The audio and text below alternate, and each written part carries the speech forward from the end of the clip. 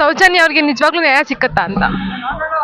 ನೋಡಿ, ಸೌಜನ್ಯಗೆ ನ್ಯಾಯ ಕೊಡಿಸ್ಬೇಕು ಅಂತ ಇಡೀ ಕರ್ನಾಟಕದ ಜನ ಕೂಗೆತ್ತಿದ್ರು, ಹೋರಾಟಗಳನ್ನ ಮಾಡಿದ್ರು, ಸರ್ಕಾರವನ್ನ ಒತ್ತಾಯ ಮಾಡಿದ್ರು, ಪೊಲೀಸ್ ಇಲಾಖೆ ಗಮನ ಸೆಳೆಯುವಂತ ಕೆಲಸ ಮಾಡಿದ್ರು.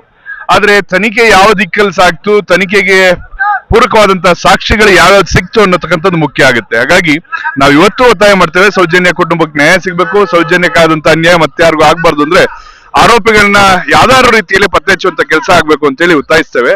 ಆದರೆ ಇತ್ತೀಚಿನ ದಿನಗಳಲ್ಲಿ ಸೌಜನ್ಯ ಹೆಸರು ಹೇಳ್ಕೊಂಡು ಅನೇಕ ಜನ ಈ ಒಂದು ಕರ್ನಾಟಕದ ಅಶಾಂತಿಯನ್ನ ಉಂಟು ಮಾಡ್ತಕ್ಕಂಥದ್ದು, ಶ್ರೀ ಕ್ಷೇತ್ರ ಧರ್ಮಸ್ಥಳದ ಬಗ್ಗೆ ಅವಹೇಳನ ಅಪಪ್ರಚಾರ ಮಾಡ್ತಕ್ಕಂಥದ್ದನ್ನ ನಾವೆಲ್ಲರೂ ಖಂಡಿಸಿ ಇವತ್ತು ನಮ್ಮ ನಡೆ ಜಯ ಕರ್ನಾಟಕದ ನಡೆ ಧರ್ಮಸ್ಥಳದ ಕಡೆ ಅಂತೇಳಿ ದೊಡ್ಡ ಅಭಿಯಾನವನ್ನು ಹಮ್ಮಿಕೊಂಡಿದ್ದೇವೆ. ಹಾಗಾಗಿ ನಮ್ಮೆಲ್ಲರ ಜೊತೆ ಕೈ ಜೋಡಿಸಿ ಈ ಒಂದು ಅಭಿಯಾನಕ್ಕೆ ಎಲ್ಲರೂ ಸಹಕರಿಸಿ ಅಂತ ಹೇಳಿ ವಿನಂತಿಸ್ಕೊಳ್ತೇನೆ. ಬರೀ ಹಿಂದೂಗಳಿಗೆ ಮಾತ್ರ ಧರ್ಮಸ್ಥಳ ಅಂತ? ನೋಡಿ, ಧರ್ಮಸ್ಥಳ ಅಂತಂದ್ರೆ ಯಾವುದೇ ಜಾತಿ ಧರ್ಮಕ್ಕೆ ಸೀಮಿತವಾಗಿಲ್ಲ.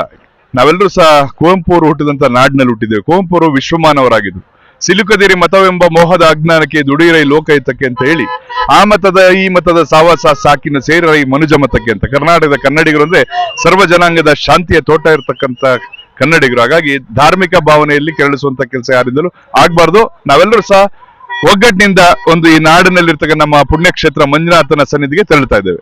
ನಿಮ್ಮ ಸಂಘಟನೆ ಮುಖಾಂತರ ಸರ್ಕಾರಕ್ಕೆ ಏನಾದ್ರು ಒತ್ತಡ ಹೇರ್ತೀರಾ? ಈಗಾಗಲೇ ಒತ್ತಾಯಿಸಿದ್ವಿ. ನಿರಂತರವಾಗಿ ಧರ್ಮಸ್ಥಳದ ಬಗ್ಗೆ ನಾವು ಒಂದು ಒಳ್ಳೆಯ ಕೆಲಸದ ಜೊತೆಯಲ್ಲಿ ನಾವಿರ್ತೇವೆ.